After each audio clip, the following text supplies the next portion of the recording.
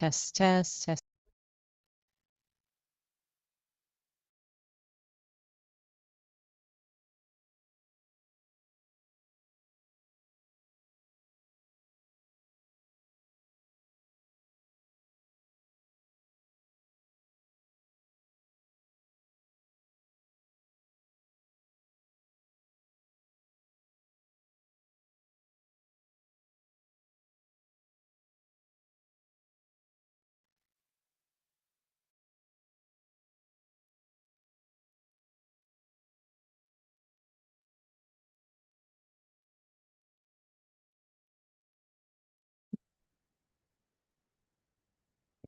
There is so much changing in our world constantly and at an increasingly faster speed.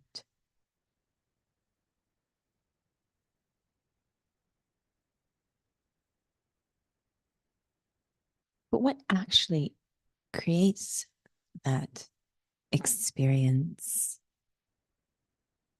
of feeling bombarded by change isn't the outside world and what it's doing. It's actually my inner state that I am stuck. I'm not changing. I'm not moving. The outer world is actually encouraging, inviting, pulling me to change. And the more I resist, the more acutely I feel the instability outside. So rather trying to stop the changes outside, I look at exploring transformation inside.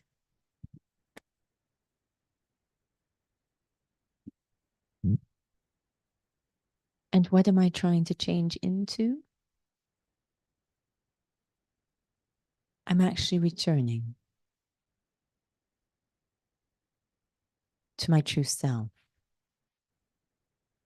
returning to my authentic self.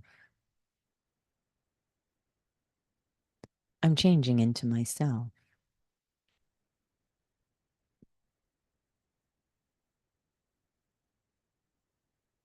The further I moved from myself, the more sensitive I became to an outer changing world, the more upset. But the closer I come to myself, the more I change back into myself, the less disturbed I am by changes outside.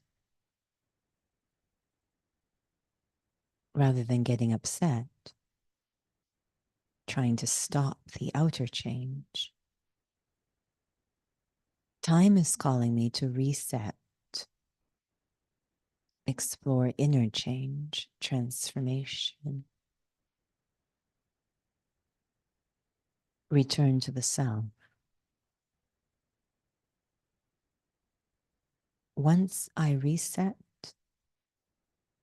nothing external will upset me.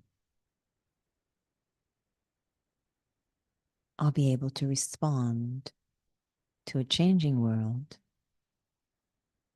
from my true self, from the qualities of my true self. Peaceful, loveful, light, truthful, compassionate, understanding. All the qualities our changing world needs. Om Shanti.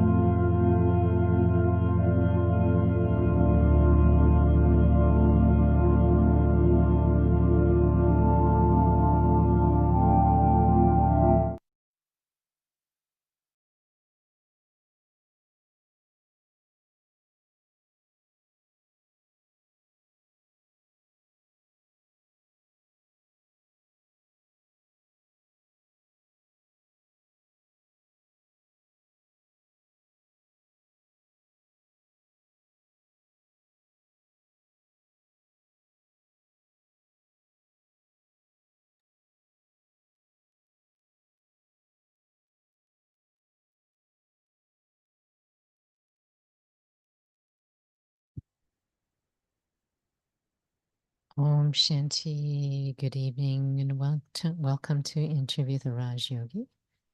And tonight's session is True Spiritual Reset. So, what inspired this topic was this morning's class for regular students about really examining ourselves to see how are we really letting go for there to be real change inside? Are we using band-aid solutions?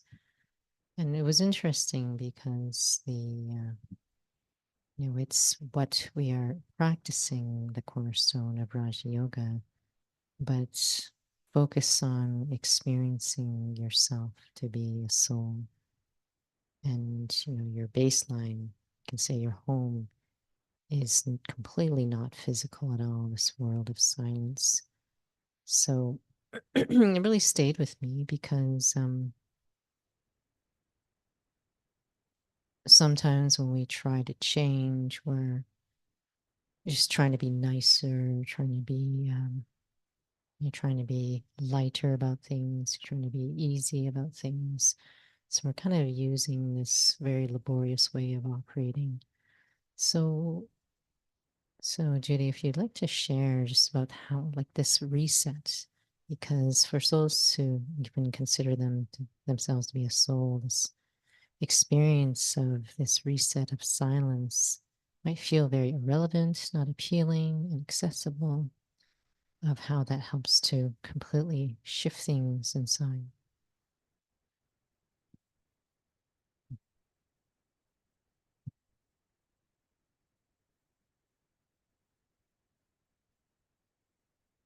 I think in some ways, perhaps it is asking if we understand how we operate. Um, if we were dealing with anything else, such as the mic or a car or a device, um, even now, before we started this transmission, the phone wasn't working properly. So the idea, and no matter what we did on a more superficial level, finally the idea was let's restart it so that it could go back to its healthy functioning. So it's quite deep mechanisms that were out of whack, if you will, that only a complete shutdown and restart could fix. I think that's the same thing. It's very hopeful for us that there is a healthy way of functioning, but it requires a complete stop of the unhealthy way of functioning. I can't, I always found interesting when people renovate a home and they just put another layer of wallpaper on top and say we're done. But it's still underneath there. And as things go along, it will start to show. So for us, a very, very deep transformation for things to truly, for that sustainability and longevity, it's going to require very deep, deep change at the deep level of functioning, not on the surface. So it's really asking us to explore how we actually operate. It's quite interesting when you explain that because then it makes complete sense. But then we watch ourselves behave and we don't seem to understand. And so, now for those who have taken the course, we usually have this phrase called aim and objective. And aim is, you're really focusing on a very meaningful experience at the level of realization of being a soul and having a really meaningful connection with our spiritual parent, the Supreme Soul. That's the aim. But the objective is that your character changes. And sometimes a stumbling block I hear from souls is they're just focusing on, wow, just aim at that beautiful character. And so, even though it seems so obvious that we need to do a complete reset, um, and it seems obvious as well, even on a very physical level, but maybe not when we're exhausted, when we're tired, or even for those who have to go for surgery, rest, getting enough rest. And you have even shared as well in physical fitness, if something is off, you say the hip flexors are firing, you need to do a reset. So, what do you feel is happening that it seems so obvious, but we just keep doing the old and nothing has really, it's as if there's still some wiring that is off and that reset needs to happen, but it doesn't seem obvious to us at the time when that reset needs to happen.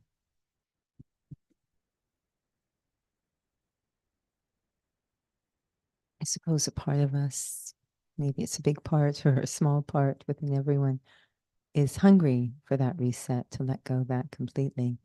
But what has developed or been acquired, there's now a quite a deep attachment to it. So there's a lot of resistance to the point that I'm not even sure I completely trust the reset. Um, so I feel there's a lot of resistance happening, um, that's kind of putting us in a bit of a bondage, creating a bit of an obstacle, even though a piece of us wants to let go, wants a simpler way of living, doesn't want to have to labor so much. It's almost like, but I'm not sure if it will be there, if that other operating system will be there if I let go of this. So there's a little bit of fear, a little bit of resistance, a whole lot of attachment. So sometimes just experimenting on a small scale. Today was talking to a soul about this different operating system, different way, and how much the old is going to pull and, if you will, interfere in being able to answer, I think, that calling inside, that longing inside to reset. Do you feel that for the senior students in this study, those who have really mastered this study, that it's so clear to them in their understanding there is a complete direct connection between the experience of reset and actual change? Because sometimes you use the example of a bank shot, that it seems like it's very indirect. But I'm just wondering if you feel that if eventually, ideally, one would be able to very clearly see that, so that it's not always just a hope that, okay, if I reset, something will shift. Probably as when experiments with this, they start to become experienced. And so now they have the proof of their own experience, and also that it's a far more pleasant way to operate. So now there's more on the other side of the scale. And so the resistance is lessening and the enthusiasm is increasing, because I've experienced and I can clearly see that this is a better way to operate. Do you feel it is just the effect of, just because we think we're bodies, that we, even though in a way we know that thoughts matter, maybe we do or don't, maybe it's only when someone points it out, but still on a day-to-day basis, or we are aware of our awareness, maybe sort of to some degree if someone points it out, but again, we don't think about it. And I know that a light bulb is inanimate, right? So you can't really ask a light bulb, but it has a lampshade on it. But that lamp knows very clearly that the light bulb is the source of the light. It's not the lampshade. Seems very obvious, but if we're living so much on the outside, that's why it feels so indirect.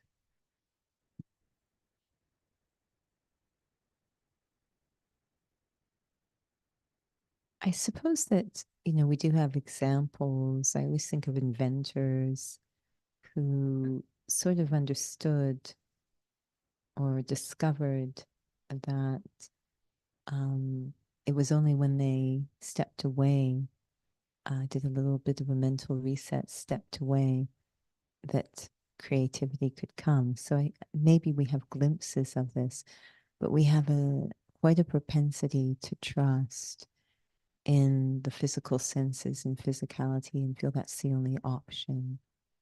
And yet there is, again, this whole other way of operating. You might have glimpses of it, but we really, until we experiment, we won't know. So yes, we've developed a habit of living very physically and not a lot of trust in the invisible.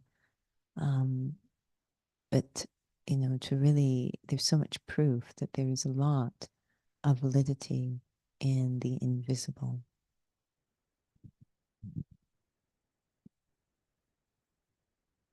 So part of the question that came up in terms of this reset was about really, I'm creating a complete shift in my sense of reality and letting go of this old way of operating. And sometimes we hear students share it. It's a little interesting, but maybe it's just, again, habit. But, we're really going into the realization I'm a soul. So I'm not Nora. And sometimes you hear students say, I'll just use my name as Nora, just, it's okay. Everything's okay. You're a soul. Or maybe they don't even say that, but just the way that they talk to themselves, it's still in the old. And so a part of this topic is really about completely letting go of this old frame of reference, which is why I find this topic very interesting, because it does seem like we often are having to check with ourselves. Am I still holding on to the old? So I do find it interesting when you've used that example. It's a bank shot in the sense that because it doesn't feel relevant to us, but I feel that this is a very attractive topic for so many that they want to let go of the past. They want to let go of this, perhaps a way that they have become. I do know some souls who feel that they've lost themselves, that their character has changed, that, they miss something that this integrity that they used to have. And so to tell them, to consider yourself to be a soul, it's like, it's in a way, it's like, I'm not sure how that's connected to it. I know we're still talking about the same thing about the old and the new, or old habits, but if you could share more about in terms of that connection of how that kind of reset can, as you had mentioned in the commentary, you're lighter, kinder, your reaction is very different.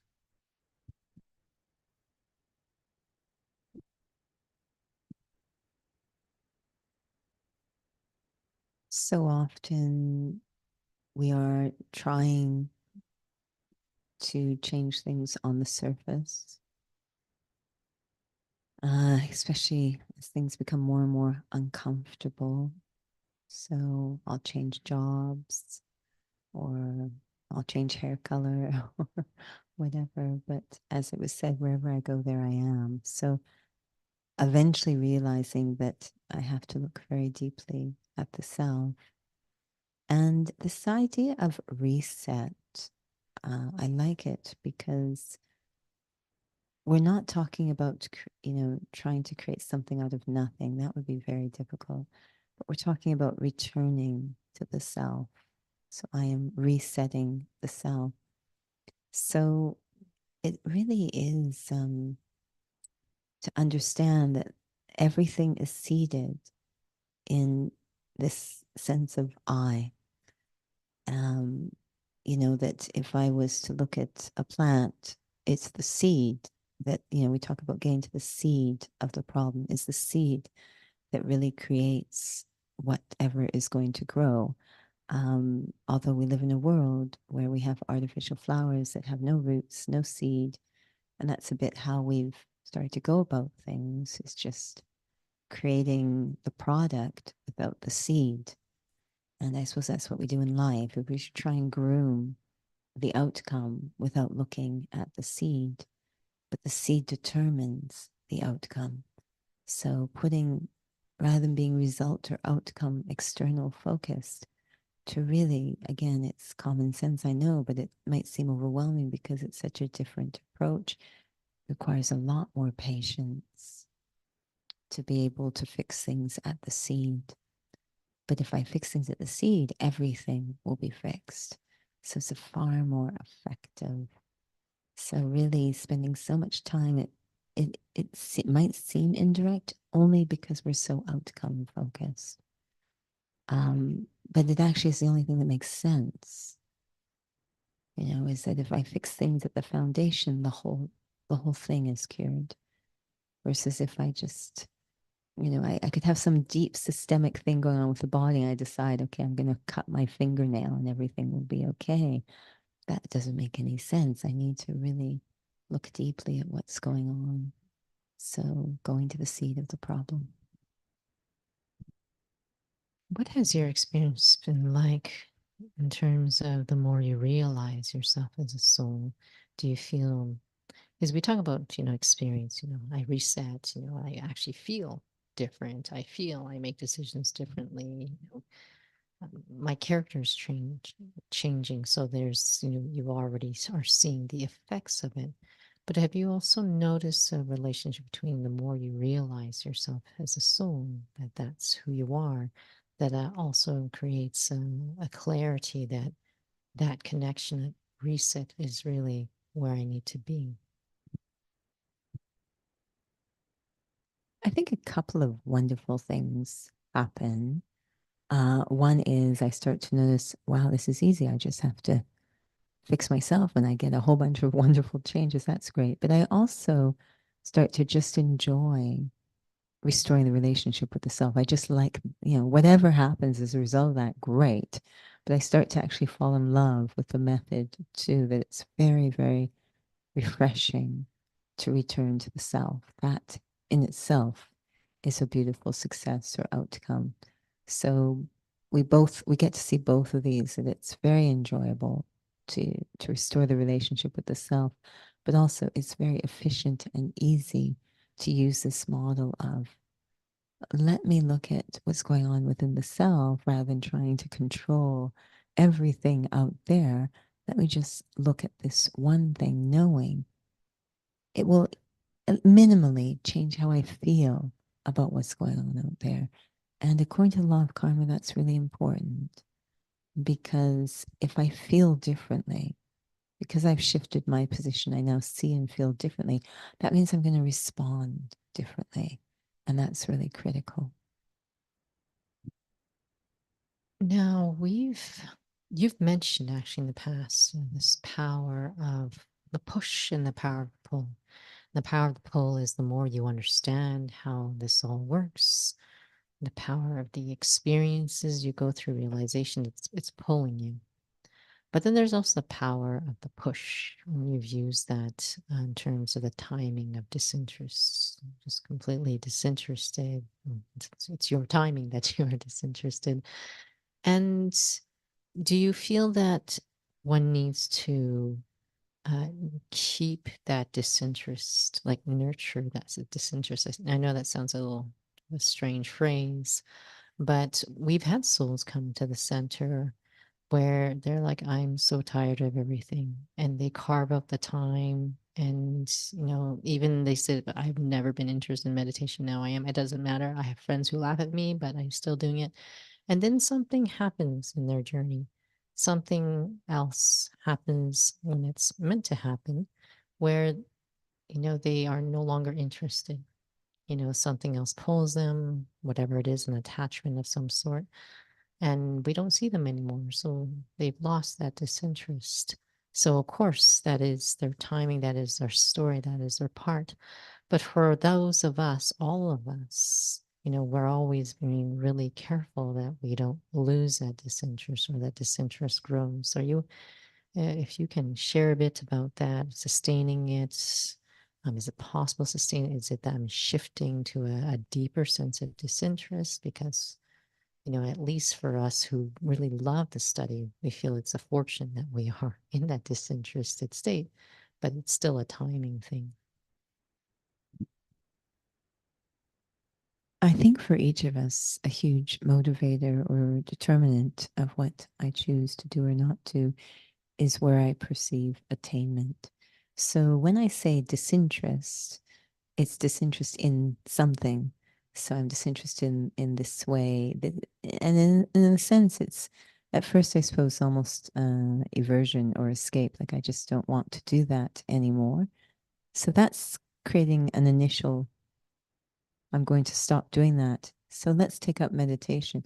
Until I begin to experience attainment in the meditation, eventually I'll get drawn back, however uncomfortable it might be.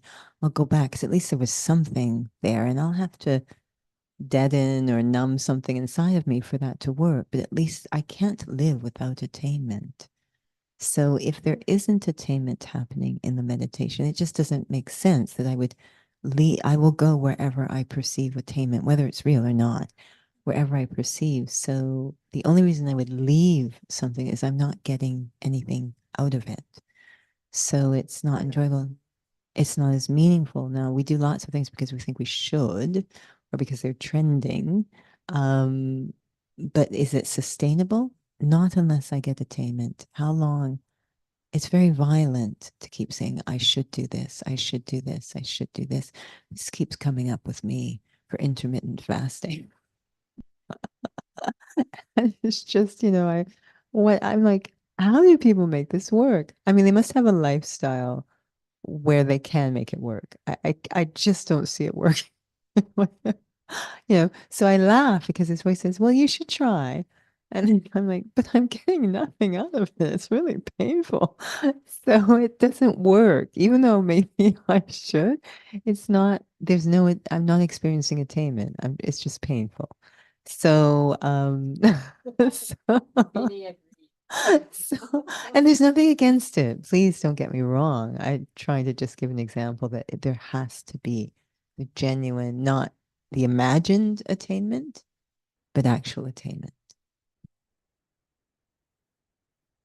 Maybe we have to explore attainment in our next one because it feels like it's constantly a tug of war of attainments. And so, however, we are over time, but as usual, we have IT issues. And so that's why we're running a little late. So perhaps we'll have a little reflection.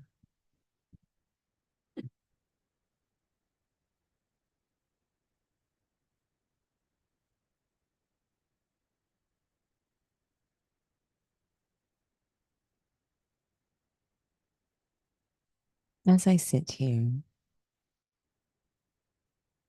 I become aware that I am straddling two worlds. There is the physical that I perceive through my physical senses, the eyes, ears, etc. And there is the spiritual or invisible that I can feel. Over time, the physical has become dominant and the spiritual has become dormant.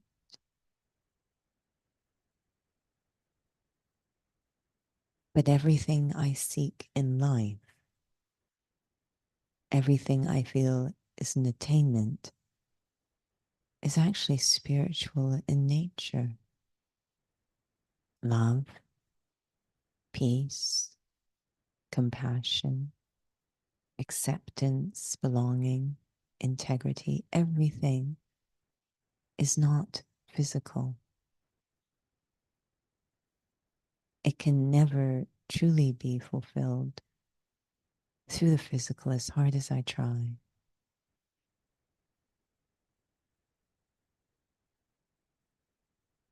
But when I go into the invisible, the non-physical, feel that I am separate from this body. I am this spiritual being inside.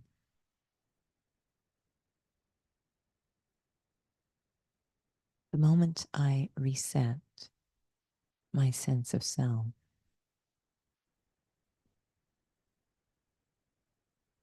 I gain automatic, natural, immediate access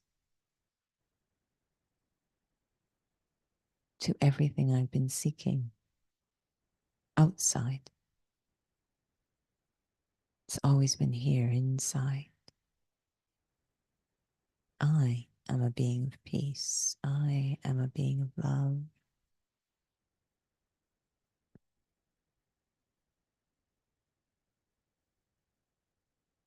Going into that deep experience of the self as a spiritual being, will change how I straddle these two worlds.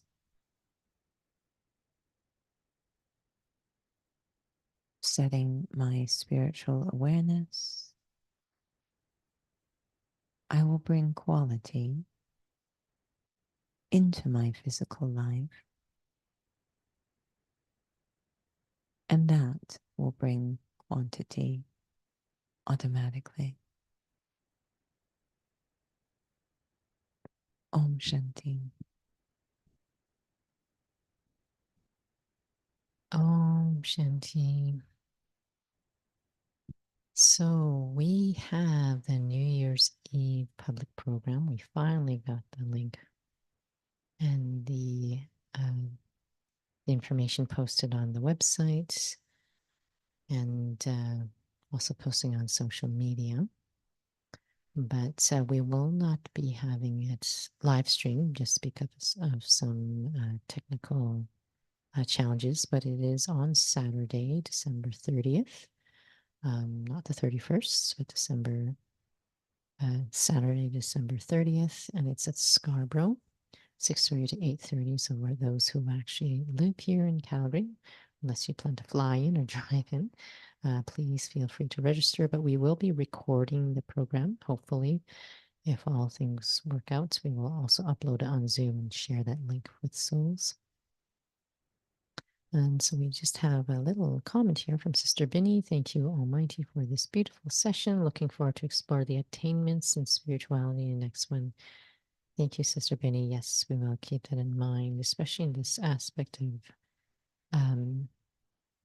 of just staying sustained in this.